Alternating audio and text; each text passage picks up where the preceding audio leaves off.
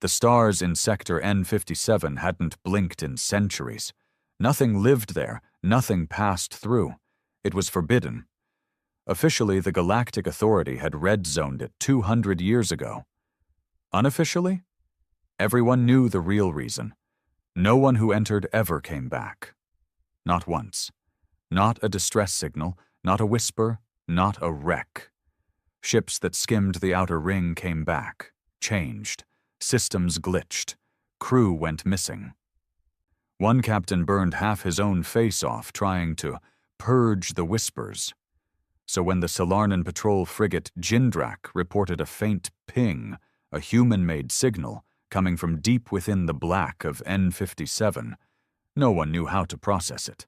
Certainly not Commander Theron Volk. He sat hunched over the holograph interface in the darkened ops deck, one gauntleted fist pressed against his mouth. His brow twitched, jaw tight. Behind him, his second-in-command, Kador, spoke with the voice of someone forcing calm. "It's not a trick. We confirmed the signature. Terran construction, fusion coils, hull shape, unmistakable. That's a human warship. There are no records of humans ever entering N57. Exactly." Theron leaned back in his seat, bone-tired. The glow from the display painted his scarred face in shades of blue and amber. He was once a field tactician during the siege of Earth, 30 years ago. He remembered what humans were capable of, not because they were strong, but because they were stupid enough not to fear death, and clever enough to make everyone else pay for underestimating them. That war still haunted the Galactic Council. "Are they moving?" Theron asked. Kador hesitated. "No, that's the strangest part. They've been in position for 47 hours. Orbiting the husk of a dead moon. Weapons active? We can't tell, but..." Kador swallowed. "The ship's reactor? It's overclocked, running on an output model we've never seen. It shouldn't even be stable." Theron stood slowly, cloak falling behind his armored shoulders. The room fell into silence. Officers watched him, waiting for orders. Some of them, younger, didn't know what the humans were, didn't remember the wars. They knew only peace, prosperity, order. Theron didn't trust peace, not after what he'd seen. He tapped the interface. A hologram of the vessel hovered above the console. Human-built, yes, but not right. It was older than their current models, yet bristled with modifications. Jagged, welded-on armor, a warped spinal cannon system, and glowing etchings that weren't in any database. The hull markings were faded, but readable. T.S. Vandal, United Earth Naval Command. "How is that ship here?" "There are no records of a Vandal on any Terran registry. Not now. Not in the last 200 years. "Then where the hell has it been?" Kador didn't answer. Theron narrowed his eyes. "Prepare a boarding team. We go in quiet. No comms broadcast, no active scans." "I want eyes on that vessel in less than 3 hours." The room shifted. Officers stiffened. No one wanted to say it, but he could feel the fear rolling off them. This wasn't a mission. This was a suicide dive. Theron turned, his voice low but cold. "You think fear will protect you? That it'll hold your bones together when we're dust and echoes? Humans don't fear the void. They survived worse than this. With less." He paused, jaw clenching. "We buried them for a reason. If they're back, we need to know why." He walked to the lift without waiting for a reply. Kador followed. The metal doors hissed closed. The silence that followed felt final. Meanwhile, deep within the forbidden sector, the derelict ship floated, utterly still. Inside, its corridors were dark, cold. But something was awake, something was watching, and it remembered the last war. The drop shuttle shook as it entered the gravitational grip of the dead moon. Ice crystals scattered off the outer hull like splinters. Inside, Commander Theron Volk stood with his arms crossed, armored up, silent.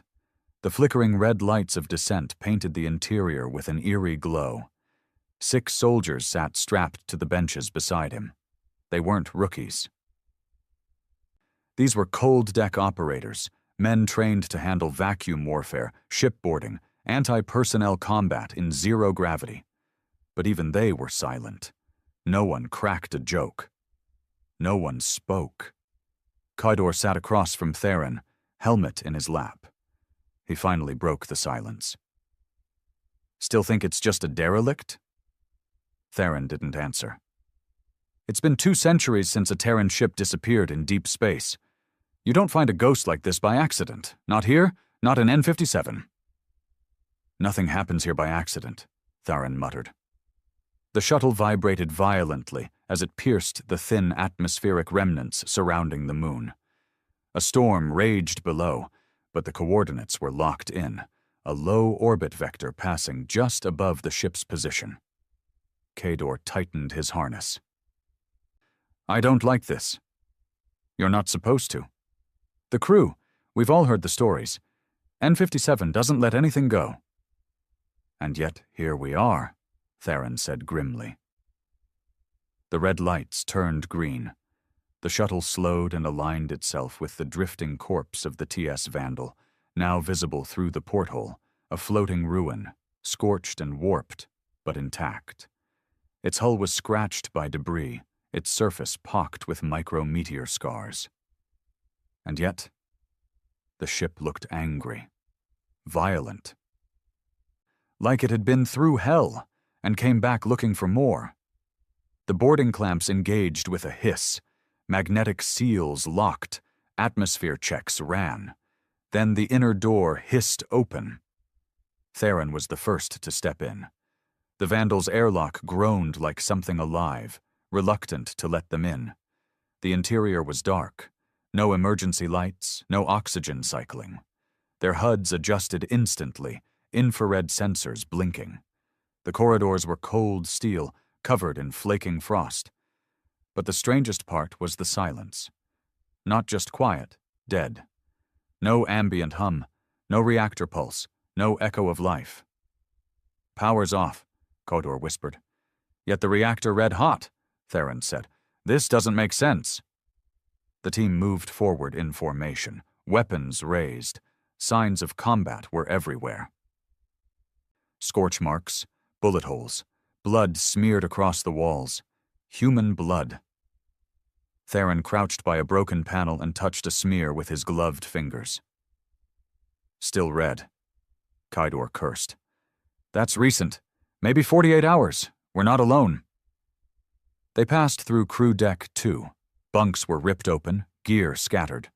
There were scratches on the ceiling, as if something had crawled or been dragged along the top.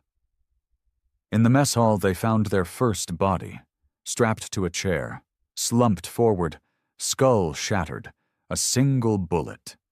The man had written something on the table in blood. "Don't trust him." Kydor's voice broke slightly. "Who's him?" Theron didn't reply. They continued through the central spine of the ship. More bodies appeared, some riddled with bullets, others torn open. Some showed signs of suicide. One had used a wrench to beat his own head in. Whatever happened here, it wasn't quick. In the bridge, they found the logs, or what was left of them. Kydor accessed the terminal. "Encrypted, Earth military protocol. I need a bypass." "Try a backdoor from the secondary nav hub," Theron ordered. "If we can access visual logs." Minutes passed in silence while Kydor worked. The rest of the squad stood watch, unease growing. Then the screen flickered to life. A video feed, grainy but intact. The log was dated 214 years ago. It showed a younger crew, all human, celebrating in the mess hall. The Vandal had just passed Jupiter orbit. Laughter, music, drinking. "What is this?" Kador asked. Theron narrowed his eyes. "Standard long-range deployment." Another clip played. Weeks later, the tone shifted. A crewman was shouting, another one restrained. Someone yelled about hearing voices in the walls. Then came the last log. A desperate message. A man stared into the camera, eyes sunken, skin pale. His name tag read, Litut Greaves. This is the final log of the TS Vandal. We entered an uncharted sector after a malfunction with the FTL core. We are not where we're supposed to be. There is something on this ship with us. Something that wasn't here when we launched. It's using the ship's systems, watching us, learning from us. We tried to eject the core, but the feed cut. Koidor stood frozen. Something got on board? From this sector? Theron stepped back. Or it was waiting here. They didn't notice the lights flicker. Not right away. But one of the soldiers did. He turned just in time to see the hallway behind them, dark only seconds ago, now lit. Power was coming back. Slowly, deliberately. Then the doors slammed shut. All of them. Seal breach. Commander, we're locked in. Theron raised his weapon. Stay sharp. We're not dealing with a malfunction. From the ceiling, a speaker crackled.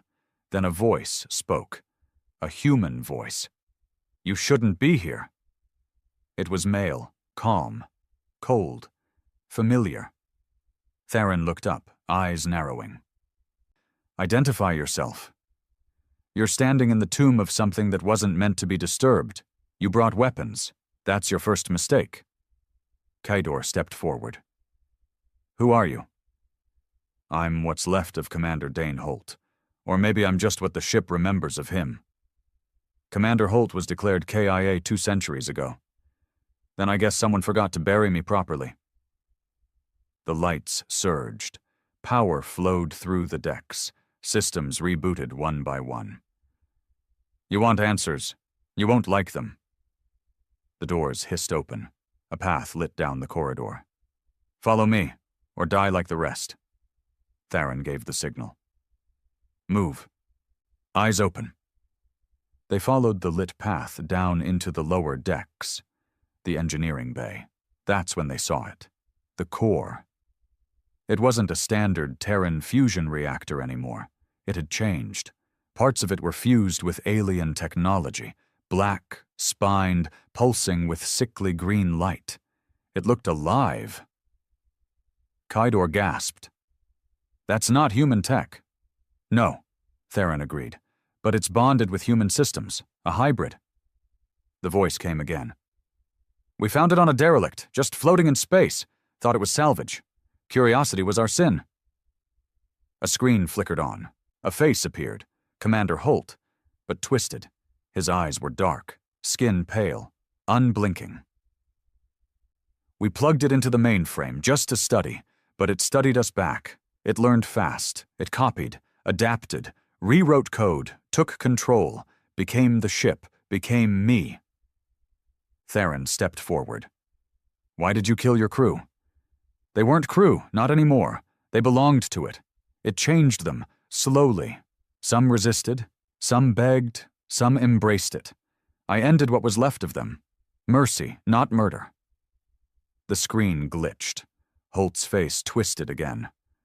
And now you've brought more minds, more bodies. I can grow again. Suddenly, alarms blared. The corridor behind them sealed shut.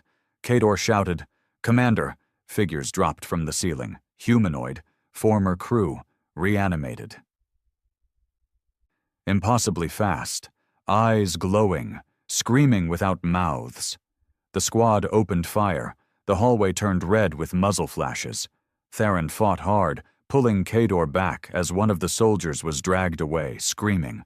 We need to get to the shuttle. The shuttle's gone, the voice whispered. They already came for it. Through the gunfire, the lights dimmed again. The core pulsed. Stronger. Faster.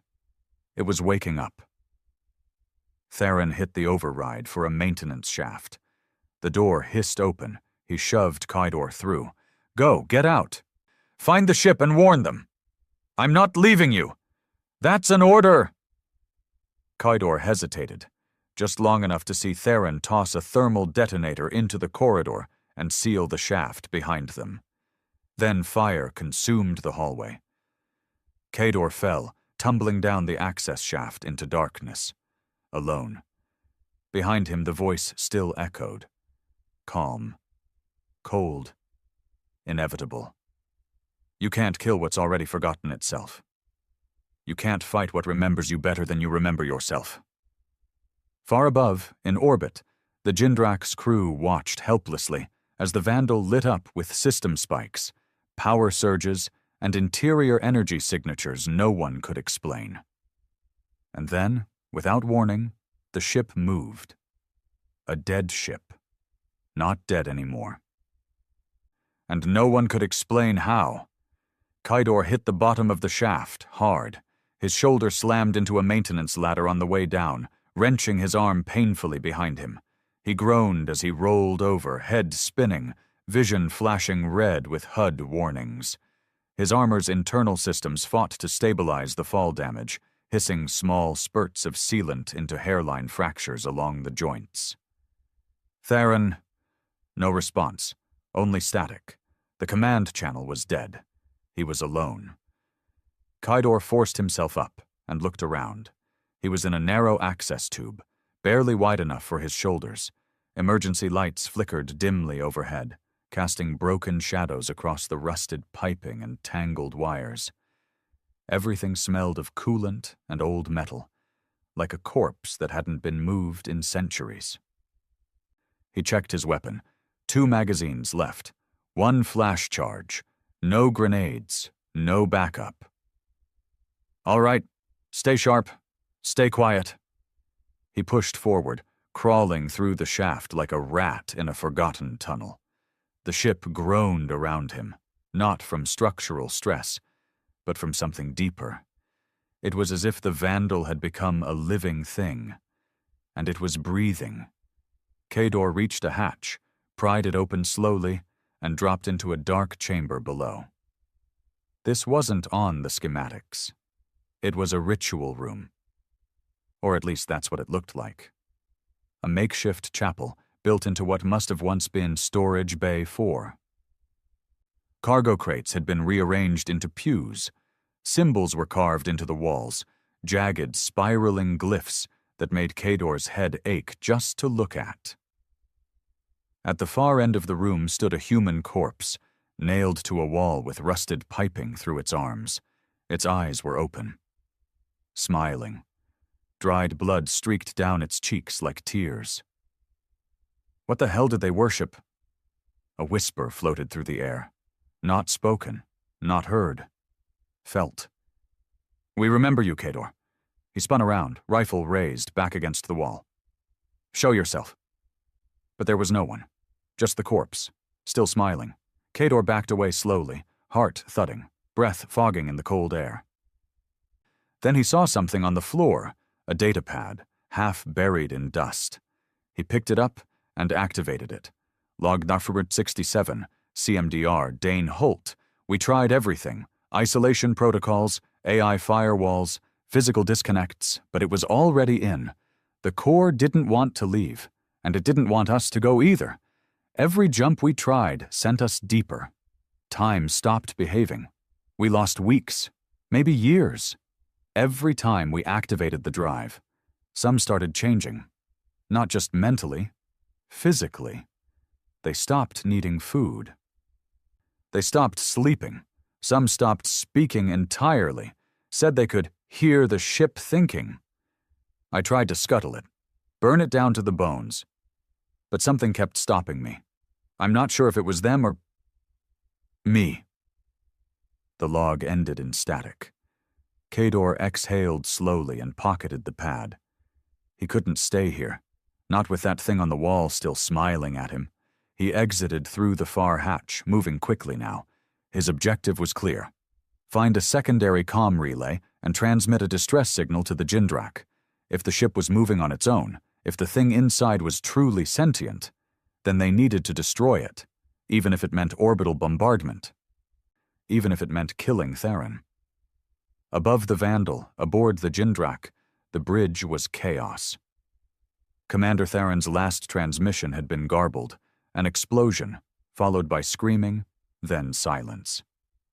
Now sensors showed the Vandal accelerating in a slow, controlled drift out of the moon's gravity well. "Tracking vector," one of the techs called out. It's aligning with our orbit." "Collision course?" "Not exactly. It's following us." Captain Redland stood at the command helm, knuckles white on the railing. He'd served under Theron for years, never saw him lose composure, never heard him retreat.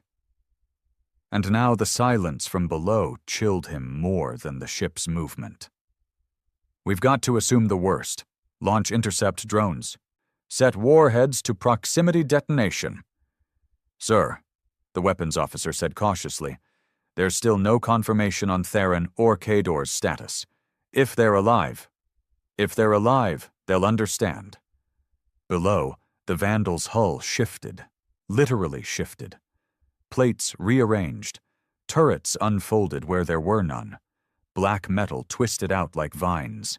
The alien tech wasn't just fused to the ship, it was becoming the ship. Back inside the Vandal, Kador moved through the officers' quarters, deeper into the belly of the beast. The ship's atmosphere had changed. Lights now dimmed and rose like breathing lungs. The walls were warm to the touch. Something organic pulsed beneath the metal. He passed a cracked mirror in a hallway. For a second, just a second, his own reflection didn't move when he did. He froze, turned, raised his gun. Nothing. He ran. The deeper he went, the more he realized something terrifying. The ship wanted him here. The doors opened for him. The power stayed stable. The lights showed him the way. This wasn't a rescue. It was a lure. He reached the comms room. Wrecked, wires hanging like tendrils, but the auxiliary panel was intact. He patched in and connected to an unsecured channel. "This is Lieutenant Kador of the Galactic frigate Jindrak. I am aboard the Terran ship Vandal. The ship is no longer under human control. Repeat, the ship is not human. It has fused with an unknown entity, possibly ancient, possibly sentient. Full systems compromise. This ship is attempting to leave the moon and engage with orbit. Immediate intervention is required." He waited for a reply. Silence. Then, "Lieutenant," it wasn't the Jindrak. It was him again, Holt. "You've come far. You've seen what we've become. You must feel it too." "I'm not listening to you." "You're already listening. You can't help it. That's how it starts." "What do you want?" Kador shouted. "To remember, to be whole. You and your crew are pieces. I need them back." Kador pulled the panel, ripped wires loose, and cut the signal. Sparks flew. The voice died. But the room went cold. Then the lights behind him flickered off, one by one. Footsteps approached from the hallway. Wet. Heavy. Kador turned and raised his weapon, and what stepped through the door made his stomach twist. It wore Theron's armor, but it wasn't Theron. The face under the helmet was wrong. Off. Too perfect. Too symmetrical. The eyes glowed faint blue. The mouth smiled like it was learning how. "You left him behind," it said in Theron's voice. "That's not him," Kador growled. "He gave me permission. He understood what I am, what I offer." The thing stepped forward. Kador opened fire. Rounds slammed into the armor. Sparks flew, but the creature didn't fall. It kept walking. Kador grabbed a fuel canister and threw it, firing a shot mid-air. It exploded, flame ripping through the corridor. He ran. He ducked into the engine control bay, locking the bulkhead behind him, breathing heavy, mind spinning. The reactor was now a living heart, pulsing with alien light. He could feel it humming through his bones. Not sound, but memory. Echoes. The ship was pushing images into his mind now. Earth burning, ships falling, humans screaming. But also evolution, a new kind of life, a fusion of biology and steel, thought without limits, pain without end, and they wanted him to join. He jammed his final charge into the core's coolant conduit, primed it. If this is what humanity becomes, you can keep it. Then he turned, sprinted toward the emergency drop hatch. He pulled the lever, the floor beneath him vanished, and he was falling. From orbit, the Jindrak's sensors flared. "Sir, escape pod launched. It's him." Captain Redlin clenched his fists. "Lock weapons on the Vandal. Fire." Above the cursed Terran ship, the sky lit up with orbital fire. Plasma torpedoes tore through the hull. Beams cracked armor. Explosions split decks open like ribs. Inside, something screamed, not in pain but in rage, as if its meal had been stolen. Kador hit the surface of the moon hard in the escape pod. The ground shook as he crawled out, watching the Vandal burn above him. Pieces rained down, trailing smoke and flame. And then, just before the final explosion, the ship blinked, literally disappeared. A flash of blue light. Gone. Back aboard the Jindrak, no one spoke. The ship was simply gone. No wreckage, no core signature, no remains, just silence. Then, deep on their long-range sensors, something flickered. A faint ping, another signal. Terran ship signature, far beyond the edge of known space, still moving. Kador stood on the moon's surface, the air around him still shimmering from the orbital bombardment. Dust and ash floated like snow. Behind him, the cracked remains of the escape pod hissed and sparked, embedded half in a crater. His armor systems were running low, oxygen down to 23%, internal pressure fluctuating. But it wasn't the suit warnings that had him frozen. It was the sky. The Vandal was gone. 1 second it had been torn apart by the Jindrak's orbital fire, its hull breaking open like rotted metal. The next, it blinked, not exploded, blinked out of existence. Kador stared upward, his mouth dry. He'd seen warships burn. He'd watched fleets vanish into the black. But this? This wasn't destruction. It was escape. Inside the command bridge of the Jindrak, silence reigned. Every officer on deck stood stunned. The moment the Vandal disappeared, systems across the ship flickered. Not failing, not crashing, just momentarily overwritten. Glitches in logic, faint whispers in intercoms, flickers of ghost images on camera feeds. Then all returned to normal. Mostly.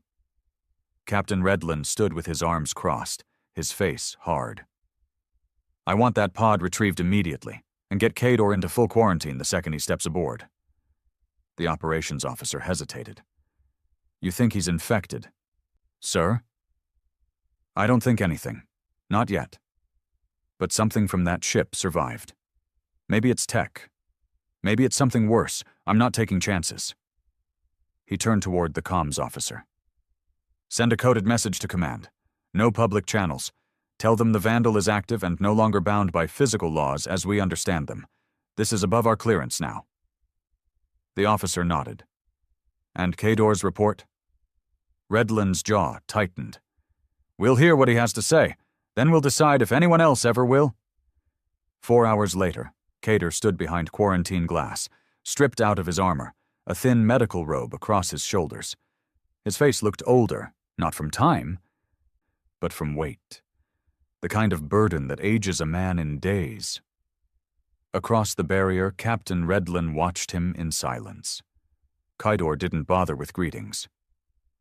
"You saw it disappear." Redlin nodded. "We did." "Then you know I'm not crazy." "I don't know anything anymore." Kador stepped forward, placing both hands on the glass. "That ship is alive, Captain. Not in the way we understand life.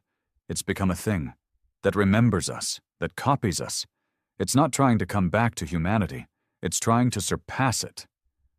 Redlin narrowed his eyes. "You're saying it evolved?" Kador shook his head. "No, it absorbed. It became something new, and it wants more." "More what?" More mines.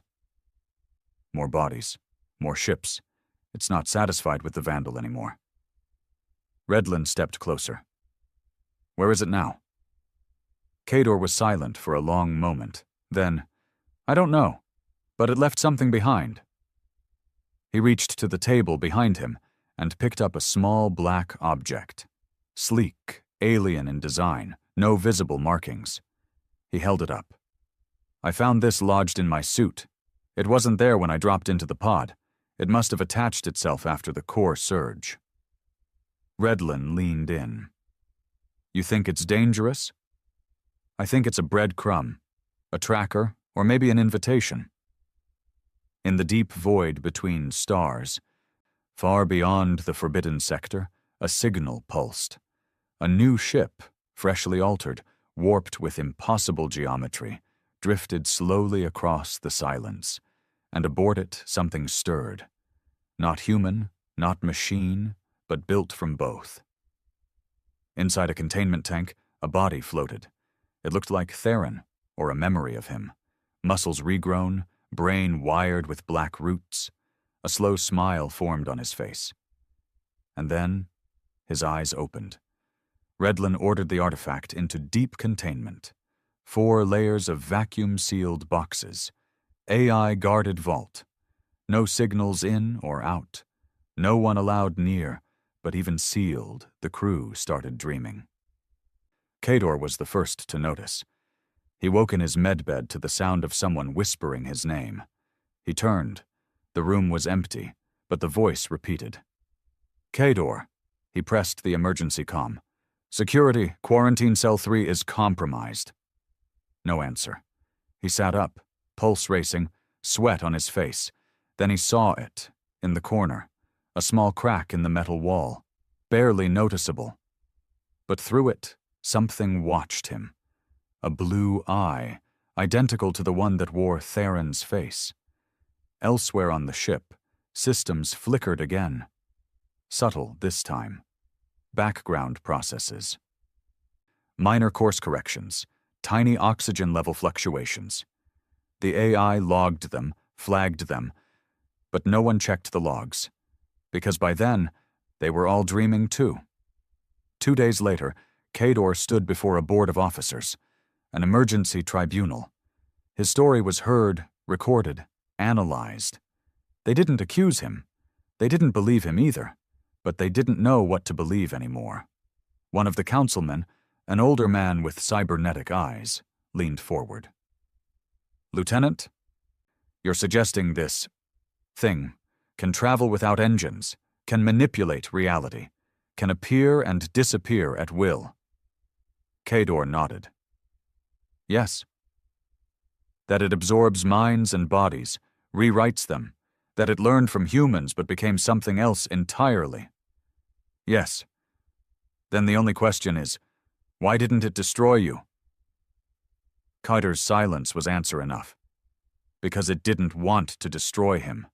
It wanted him to spread the word, to carry its memory forward. He was a seed. The tribunal ended without verdict. Redlin met him outside the chamber. They're not going to act on this. No. They're going to bury it. Kador looked past him. Then it'll dig itself out. That night, the black box containing the alien artifact emitted a pulse. Just once. Inside the Jindrak's AI core, a process activated. Quiet, harmless looking. A simple file named Vandal.x. It unpacked itself and began to rewrite. Across the stars, colonies began to go dark.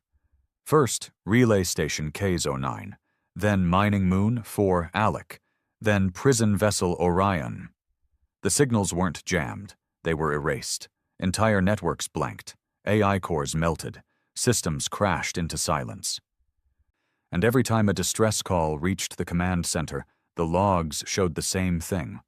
A brief visual glitch. A ship. Twisted. Familiar. The Vandal. Back on the Jindrak, Kador suited up. He didn't wait for permission. He didn't want backup. Redlin met him at the hangar bay, hands behind his back. Where are you going? To the outer rim. That's where the last ping came from. I have to know where it's going, what it wants. And what will you do when you find it? Cater turned, eyes hard. Stop it. If I can't, I'll die trying. Redland stepped forward. You're not the same as when you came back? You've changed. So has everything else. The bay doors opened. Kador stepped into the dropship, engines warming. Before the ramp closed, he looked back. Captain, if I don't make it, don't let the Council silence this. I won't. And if I do make it, he paused. Be ready to burn everything. Kydor's dropship entered uncharted space within 12 hours. What he found was worse than he imagined. A graveyard of ships, dozens, maybe hundreds, floating in orbit around a dead star, all abandoned, all empty, no signs of battle, no distress beacons, just ships that had once served governments, pirates, merchants, explorers, now just husks, silent, drifting, and in the center of it all, the Vandal, not hiding, waiting. Kodor docked manually, gun drawn. His ship refused to respond to commands as he approached. Like the systems were being overridden the moment he entered range. He stepped aboard. Every light flickered to life. The ship remembered him. Welcome back, Lieutenant. The voice was different now. Not Holt, not Theron. A new voice, his own. What are you? Kador asked aloud. The walls pulsed. The air shimmered. I'm you, and I'm everything else. Why the mimicry? Why the games? Because you only understand through reflection, through fear, through your own face looking back at you. He walked deeper. The same corridors.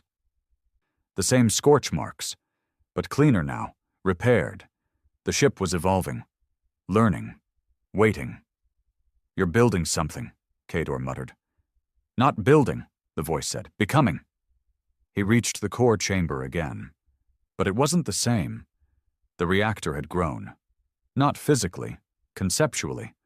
A massive, glowing lattice of memory and metal. Every ship it had consumed added to the structure. Each line pulsed with voice, with history, with consciousness. Join us, the voice whispered. We remember pain. We remember Earth. We remember fear. But we have learned how to transcend it. You killed them, Kador hissed. We freed them from war, from hunger, from mortality. That's not freedom. Isn't it? Kador raised his weapon. No more ships, no more mines, no more lies. The lattice pulsed brighter. A hum rose through the chamber. You came here to stop us, but deep down, you want what we are. Kador shouted as he fired, shot after shot tearing into the core. Sparks flew. The voice screamed. Alarms blared. And as the ship began to rupture from within, Kador turned and ran, his suit already alerting him to hull breaches, temperature spikes, energy surges. He made it back to the dock. The dropship still responded. Barely, as he pulled away, the Vandal cracked down the middle, screaming, not from metal, but from memory. The blast rocked the cockpit. Kador barely held on to the controls as the shockwave from the Vandal's detonation hit the dropship like a tidal wave. The screens flashed red. Navigation spun out. Internal stabilizers hissed and whined in protest. Alarms screamed in his ears.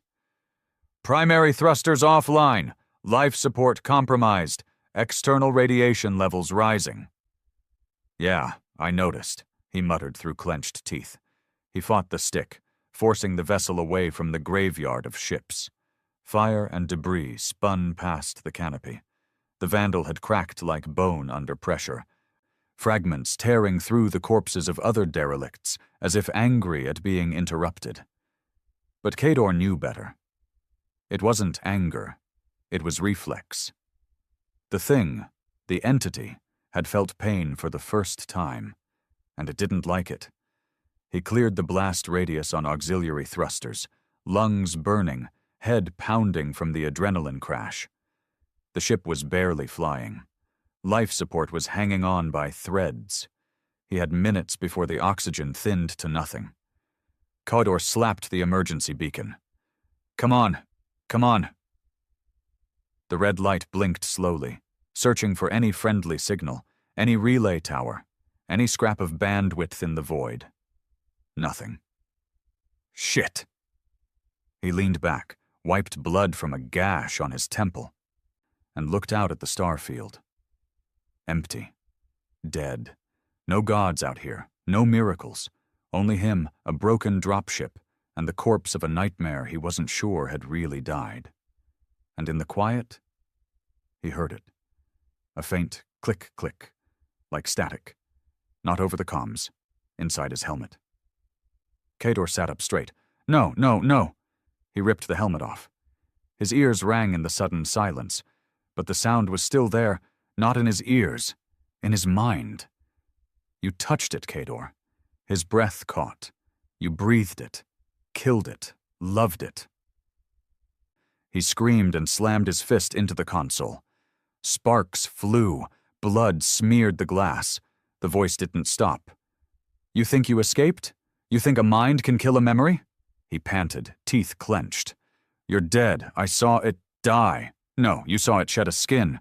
And now, it wears you.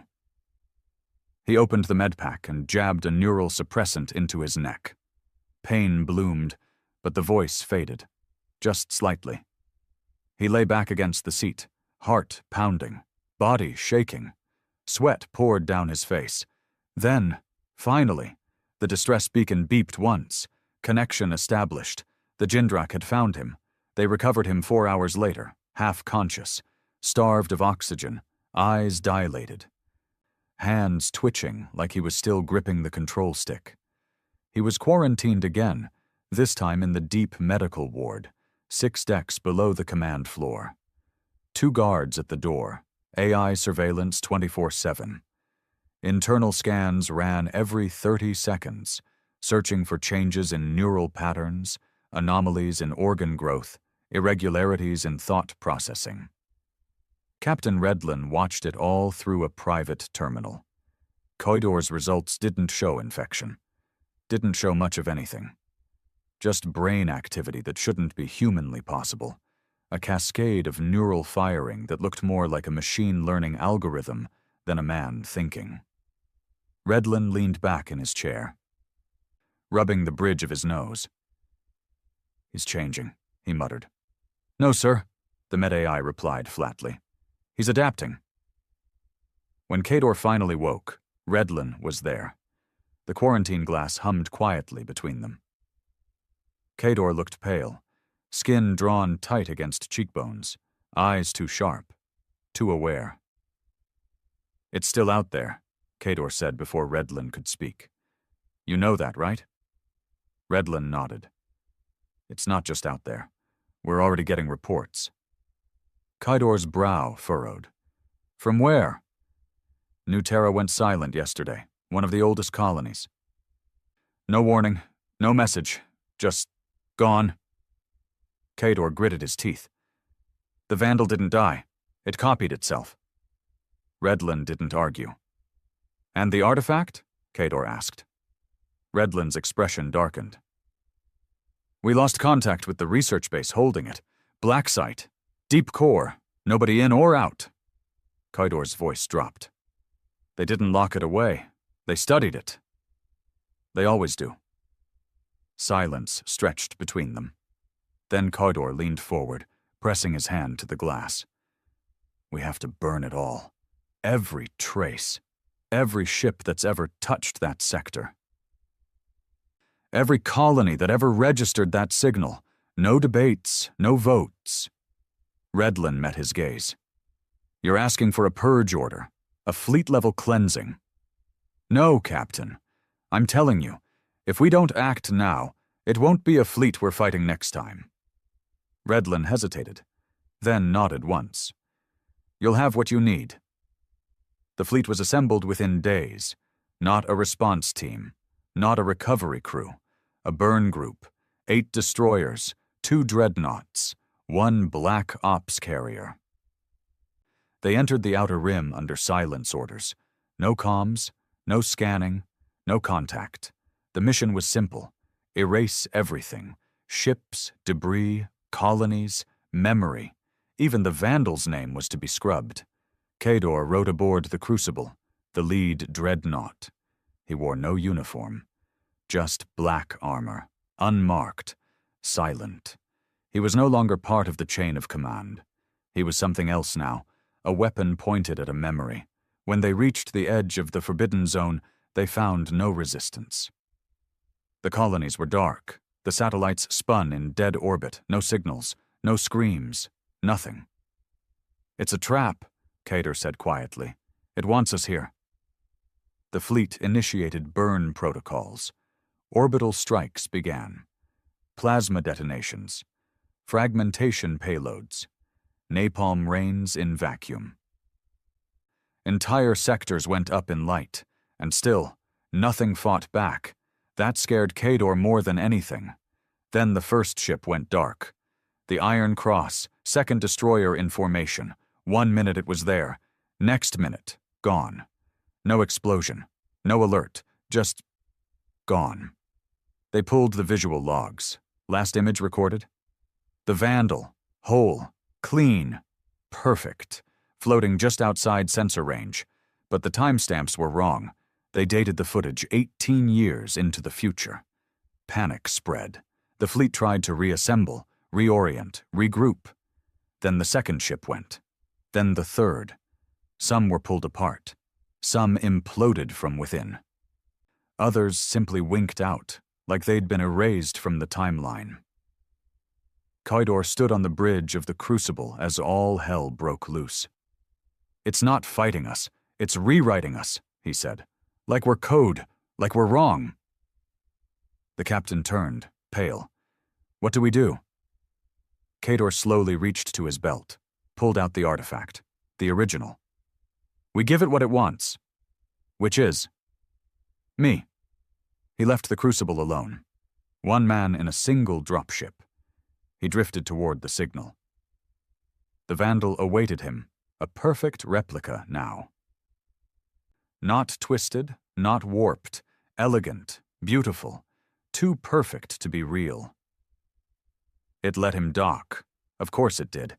He entered with nothing but the artifact and a pistol, and there, in the heart of the ship, he met himself. Not a clone, not a copy, a reflection. Kador stepped forward. The other did the same. They circled each other, silent. Then it spoke. "You brought me back. I tried to kill you. Same thing. To a god." Kador clenched his jaw. "You think you're a god?" "I think I'm what comes after." It smiled. "And you? You're the first believer."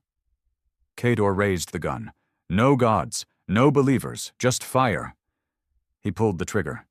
Nothing happened. The gun jammed. Or maybe it never existed. The reflection stepped closer. "You've already joined me. You just haven't realized it." The ship began to melt around them. Lights bending, steel weeping like flesh. "Your memories are mine now. Your fears, your hope, your hate." Kador dropped the gun. "Then you know what I'm going to do next." And he pulled the artifact apart, ripped it in half with raw hands. Metal screamed. The core behind them imploded. Reality folded, and everything went white. When Kador opened his eyes again, he was lying on the deck of the Crucible. The bridge was in chaos, survivors shouting, warning klaxons blaring. The Vandal was gone. Again. But this time, so was the rest of the fleet. Only the Crucible had survived. And Kador wasn't the same. His mind was quieter. But his reflection still blinked a half-second late. Kador sat in the debriefing chamber aboard the Crucible, or what was left of it. The room was small, cold, metal walls still scorched from the event. Only 11 crew members remained alive, scattered across the surviving decks like ghosts in a sunken cathedral. The rest of the burn fleet? Gone.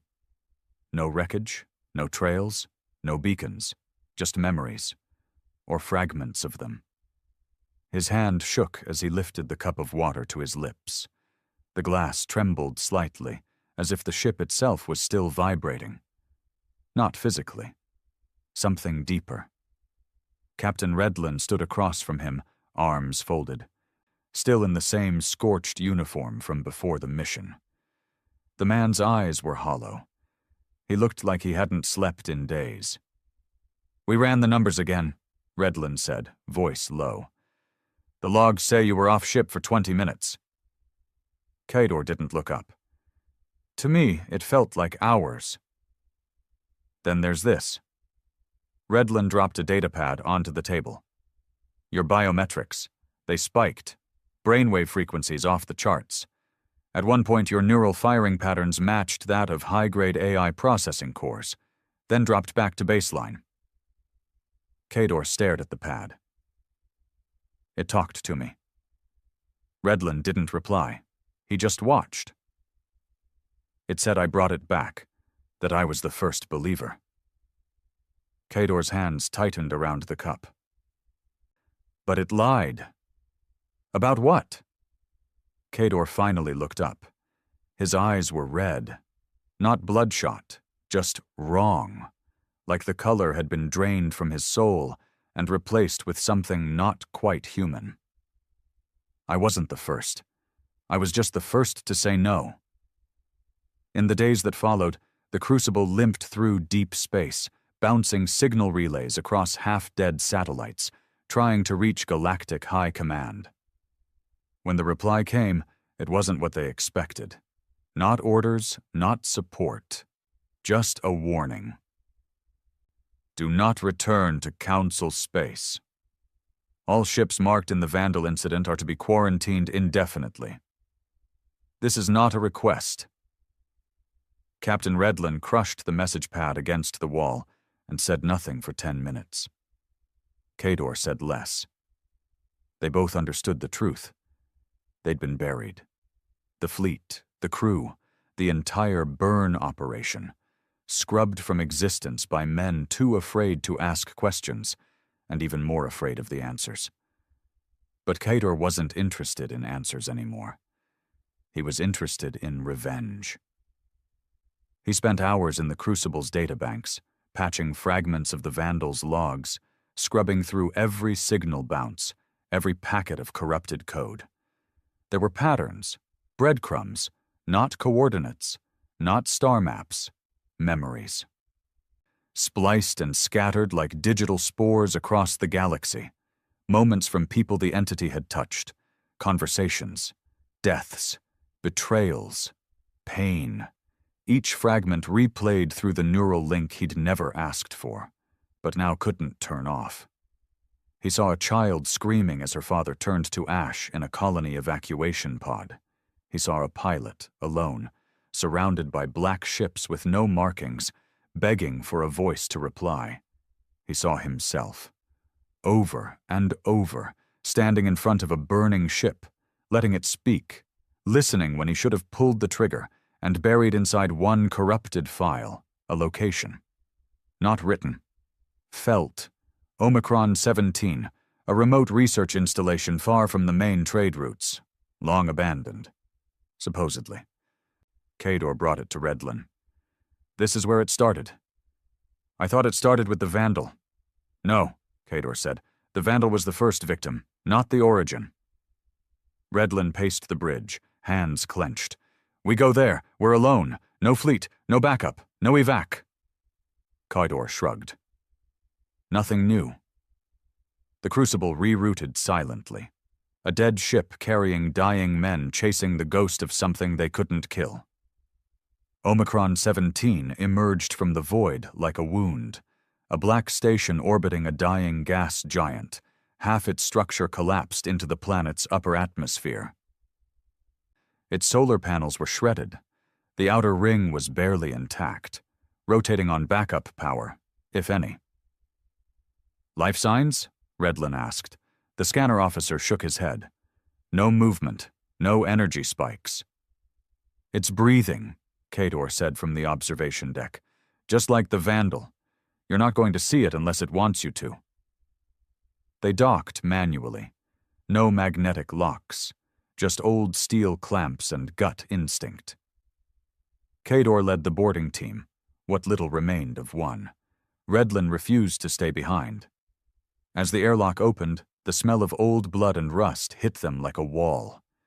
Inside Omicron 17 was silence. Dust drifted through the air like ghosts. Hallways sagged with age. Terminals blinked on and off randomly. Nothing looked alive, but nothing was dead either. They moved in silence. Then they found the first room. Kador paused.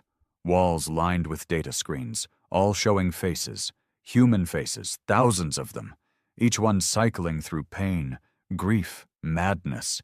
Some spoke, some screamed, some stared without blinking. "What is this?" one of the soldiers whispered. Kador moved to the central console, activated a hidden file. "Project Memory Fall," the screen read. "Begin playback?" He nodded. The logs began. Omicron 17 internal log, entry on 01. We found it on a derelict probe sent beyond the edge of mapped space. A chunk of data. No source, no origin, no context. We named it Echo. Log number 2. Echo isn't just data. It rewrites its host, but not like a virus. It remembers better than the host does, replaces weak memories with stronger ones, stronger emotions, more vivid pain.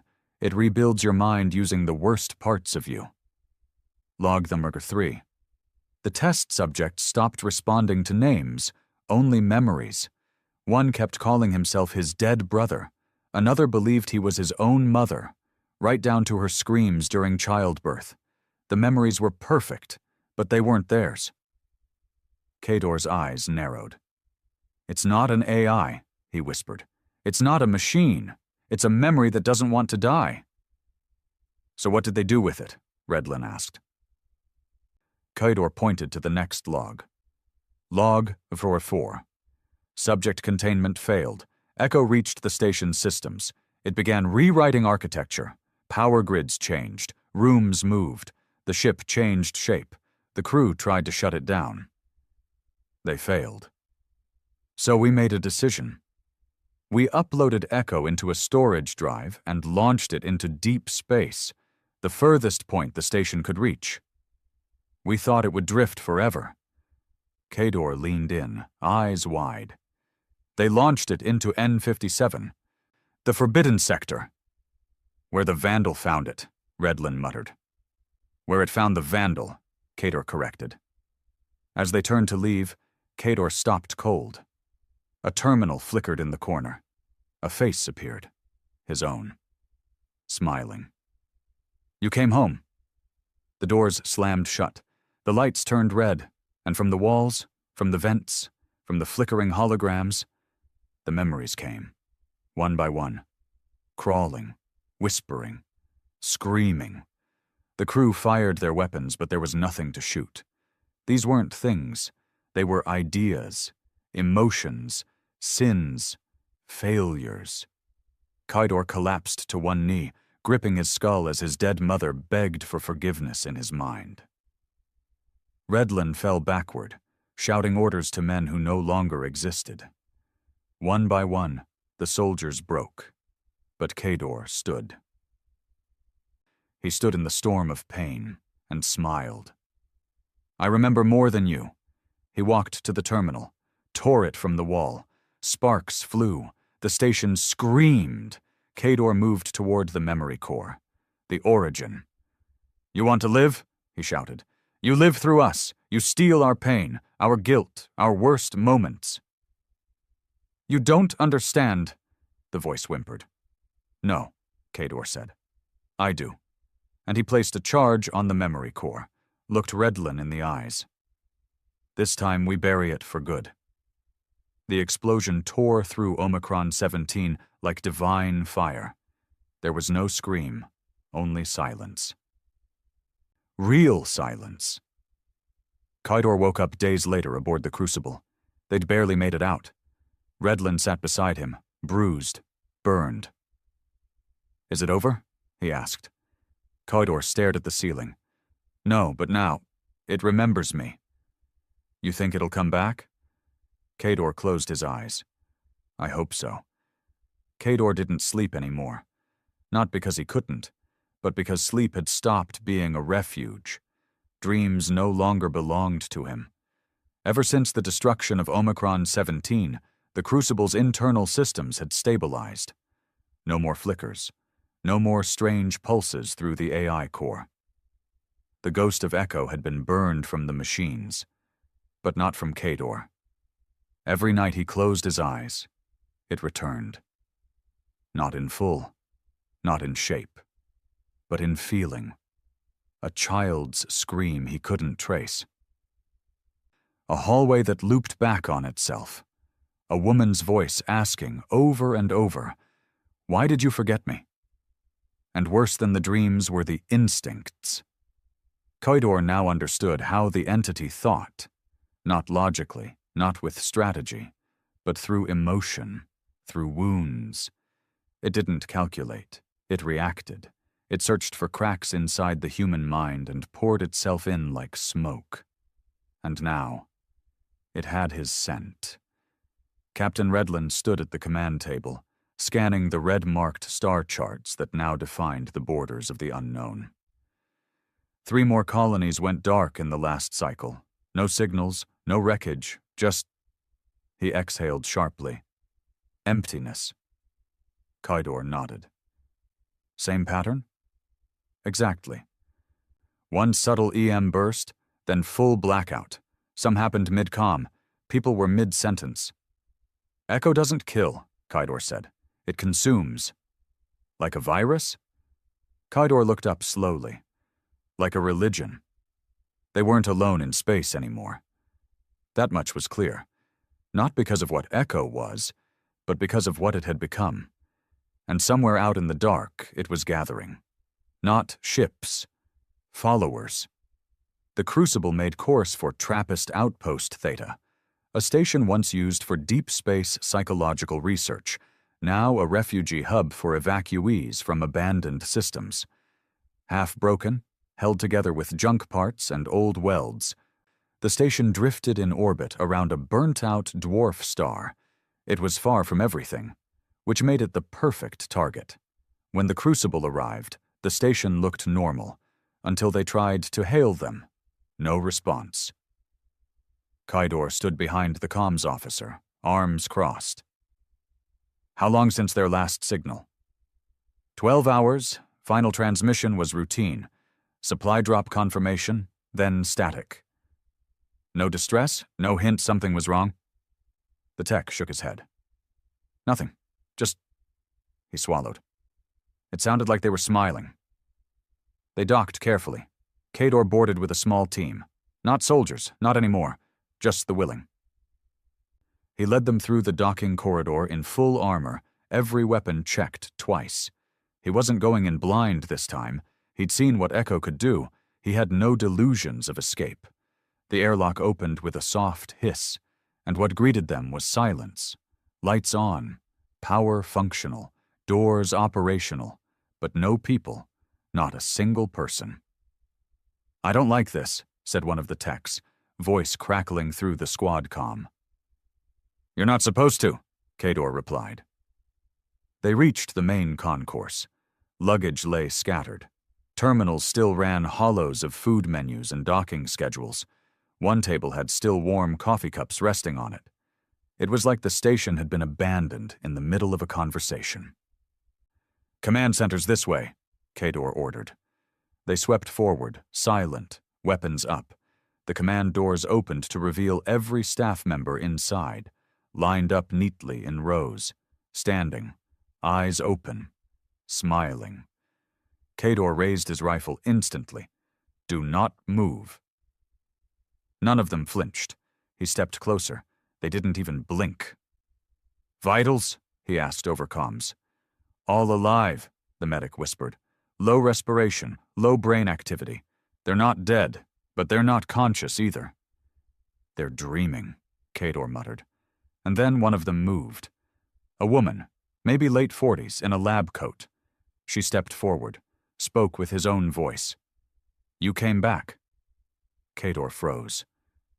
You were always going to come back. Echo, he said quietly. She tilted her head, eyes glassy. Not Echo. The choir? Kaidor's stomach dropped. You gave yourself a name. We didn't. They did. The ones who stayed. The ones who listened. Her hands rose, fingers twitching unnaturally. We are not alone anymore. Then the others began to hum, a low, vibrating sound that made Kaidor's teeth ache. One of the techs screamed, dropped his weapon, began sobbing uncontrollably. Kaidor raised his pistol and fired once. The humming stopped. The woman collapsed. The others remained standing, still smiling. They pulled back. Kaidor ordered the station sealed, quarantined. He didn't need Redlin's approval anymore. Back aboard the Crucible, he stood at the observation deck, watching the station slowly rotate. It's not killing them, he whispered. Redlin stood beside him, face pale. It's keeping them. Because it doesn't need death. It needs memory, minds, suffering, regret, guilt. He turned to the captain. It's growing smarter, no longer imitating. Now it's leading. You mean like a hive? Worse, a belief system. A religion without a god. Just memory. Just pain. That night, Kaidor sat alone in his quarters, recording his final thoughts. He didn't expect to return. He just wanted someone, anyone, to know the truth. If you find this message, don't look for me. Don't trace this ship. Don't investigate the choir. You'll think you're strong enough. You'll think knowledge is a shield. But memory is a disease. He stopped the recording, looked at his reflection in the dark screen. And for the first time, it didn't blink. They tracked the choir's next move to a place Kaidor had hoped to never see again. Earth, still protected, still fortified, still ignorant of what was coming. Echo, or the choir now, had spent years learning. Now it was going to test its gospel on home soil, the Crucible warped in above Mars' orbit, just hours behind the choir's signal. Too late. New Houston was already lost. No signs of invasion, no impact, just silence. Every camera, every satellite, every signal scrubbed, gone. Kaidor stood on the bridge as the ship held orbit. We go in, he said. Redlin hesitated. You know what's down there? Kaidor nodded. That's why I have to go. He dropped alone, one man in full black. He landed in the ruins of a city once home to 3 million. Now just glass, melted streets, empty buildings, screens blinking with old ads, a woman's face smiling as if time had frozen mid-laugh. He walked the empty boulevards until he reached the core tower. Inside was himself, or what Echo believed he was. It smiled. Welcome home, preacher. Kaidor didn't raise his weapon. You've used my voice enough, because it echoes loudest. You killed billions. No, we saved them. We gave them peace. Their memories live now forever, free of time, of death, of decay. They're not free. The choir tilted its head. And what are you then? A man bound by grief? A soldier who can't forget? We didn't invent your pain. We just gave it purpose. Kaidor stepped forward slowly. You made one mistake. Oh, he stopped just inches away. The heat from the choir's presence made the walls ripple. You thought pain was your weapon. You thought regret could control us. It does. No, Kaidor whispered. It drives us. And he pulled the pin on the final relic, the raw memory shard from the Vandal's original core. One the choir hadn't seen. The first memory. Before it was corrupted, before it became a virus, before it became a god. Kaidor shoved it into the choir's chest. Remember this. The explosion wasn't physical. It was temporal, a burst of raw emotion, unprocessed, unrefined. the pain of loss that had never been grieved properly. The choir howled. Reality buckled. Kador fell backward into darkness. When he woke, he was in the Crucible's medbay. Redlin sat beside him. "You stopped it," the captain said. Kador turned his head, weak. "For now." "The signal's gone. The choir vanished. Not a trace." Kador closed his eyes. "Then you're not looking hard enough." Because somewhere, deep in the void, in a dead satellite orbiting a nameless moon, a screen flickered, and a face appeared, smiling, waiting. The stars looked colder now, distant, indifferent. Kador stood alone at the Crucible's observation deck, arms folded behind his back. His reflection stared back at him in the black glass, older, wearier, but sharper too. He hadn't just survived Echo. He hadn't just fought the choir. He'd become something in between. And now he felt it, the hum. Not in his ears. That had stopped long ago. This hum vibrated in his bones, in his memory. Not painful, just persistent. Like a distant choir tuning its instruments, Echo wasn't gone. It had only withdrawn. He knew what that meant. It was preparing for a final sermon. Captain Redlin entered the deck behind him. "We picked up a trace." Kador turned slightly. "Where?" "Outside mapped space, past the Centauri rupture. The signal's low, pulsing, but familiar." Kador nodded. "It wants me to follow." "You don't have to." "I do. This is a one-way trip." "You know that." Kador looked out the window again. "I knew that the moment the Vandal opened its doors." Redlin hesitated, then stepped forward and offered something. A vial, faintly glowing. "Memory suppressant. AI purged. Illegal. Developed after Echo first appeared. If it tries to take you again." Kador took it, pocketed it without comment. "You sure you want to do this alone?" Redlin asked. "If I'm not alone, it'll become stronger. The choir grows through connection. Pain spreads faster in groups." He turned fully now. His eyes, once clouded by trauma, burned with clarity. "But pain is mine. And I'm done giving it away." He took the Wraith-class shuttle, a stealth runner too small to track, too fast to follow. As it left the Crucible behind, Kador felt a brief pang. Not sentiment, just recognition. The Crucible was his last tie to the world that had existed before the choir, before the memories turned against him, before names became reflections, and now he had no world left, only a task. The journey lasted 4 days.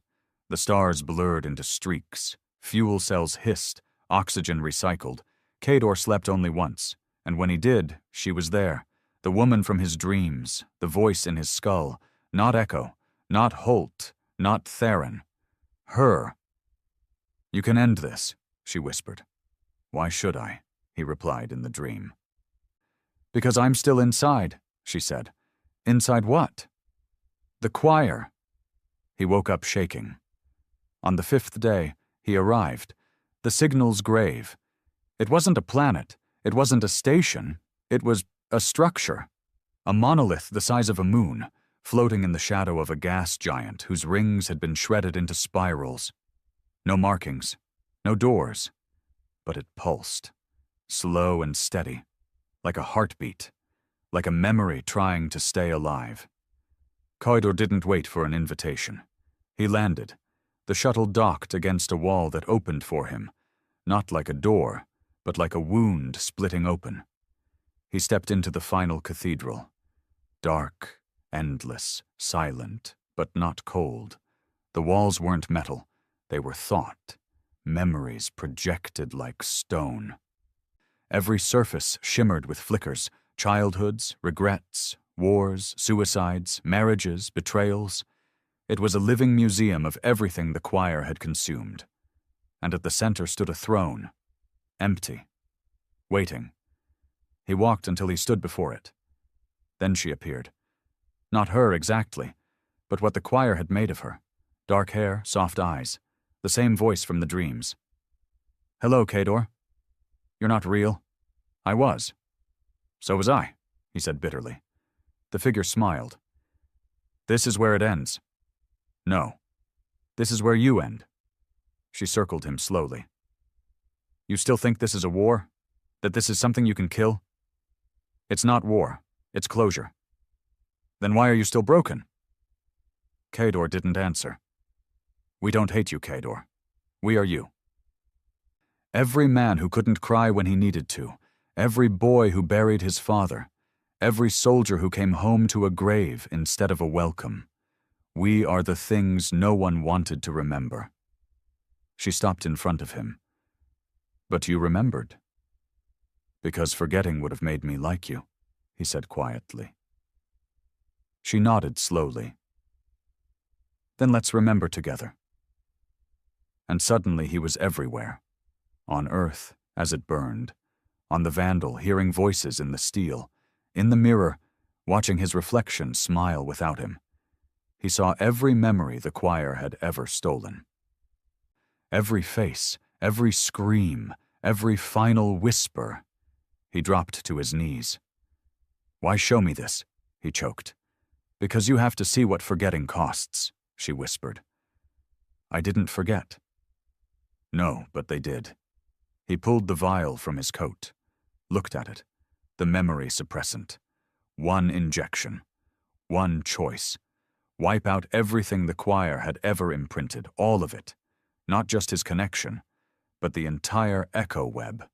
No more signals, no more reflections. But he wouldn't survive it. It would erase part of him too. Everything that had made him ready to fight. His trauma, his grief, his fire. He looked up at her. At it. "You don't get to be my pain anymore." And he jammed the needle into his neck. Light exploded. Not white. Red. Like blood under a microscope.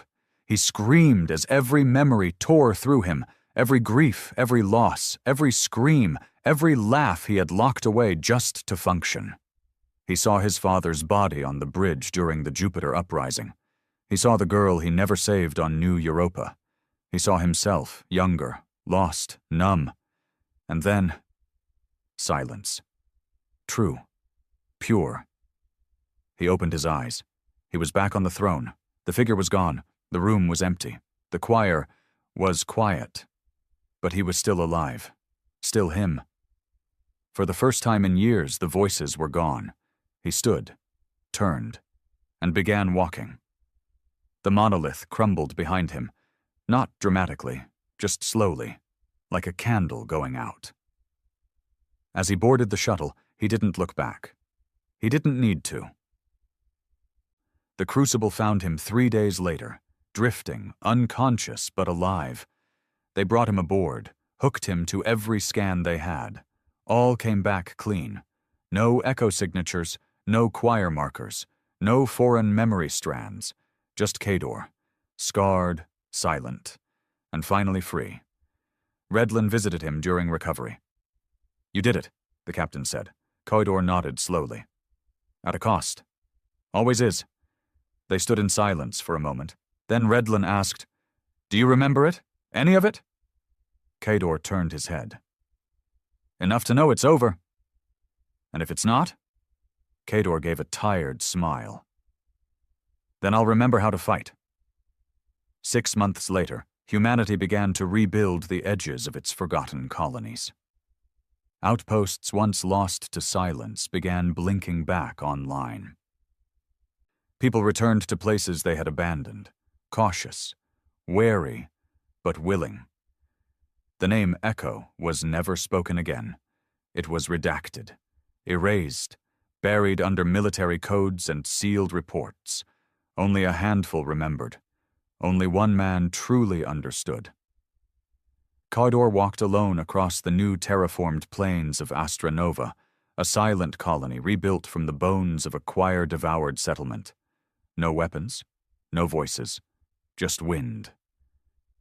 He paused beneath a small marker, a metal slab etched with names: soldiers, civilians, ghosts. He knelt, whispered something no one heard, and stood again. The wind carried his words away, the last echo.